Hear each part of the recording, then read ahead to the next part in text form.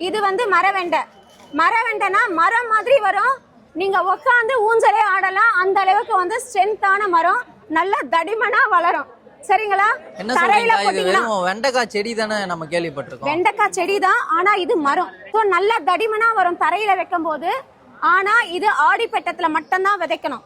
மற்ற பட்டத்துல நீங்க விதைச்சீங்கன்னா செடி வராது. மரவெண்டை ஆடி பட்டத்துல மட்டும்தான் விதைக்கணும். ஆடி பட்டத்துல தான் நல்லா வரும், நல்ல தடிமனா வரும். தடிமனா வந்ததுன்னா உங்களுக்கு பல கிளைகள் வரும், நல்ல காய்ப்பு கொடுக்கும். வெண்டையை பொறுத்த வரைக்கும் ஒரு நாள் ஒட்டு ஒரு நாள் ஹார்வெஸ்ட் பண்ணணும், அது மட்டும் தெரிஞ்சுக்கோங்க. காய் நல்ல நீட்டு காய் வரும். மரவெண்டைக்கு அந்த தொப்பி வருது பாத்தீங்களா, தொப்பி நல்லா நீட்டா வரும். இது ரொம்ப ரேர் வெரைட்டி. இடம் இருக்கிறவங்க வாங்கிக்கோங்க. இதோட சுவை எப்படி இருக்குங்க? ஏன்னா நார்மலா தான் வெண்டைக்காய் சாப்பிட்டுருப்போம். நல்லா இருக்கும். கஸ்தூரி வெண்டை ஒண்டி தான் கொஞ்சம் ஒரு மாதிரியா இருக்கும், இந்த வெண்டை நல்லா இருக்கும். ஓகே. மாடி தோட்டத்துக்கு வைக்கலாமா இல்ல வீட்டு தோட்டம் மட்டுமாக்கா? வீட்டு தோட்டம் மாடி தோட்டம் ரெண்டுத்துலயுமே வைக்கலாம். ரெண்டுத்துலயுமே. இது ஒரு பெரினியல் பிளான்ட்.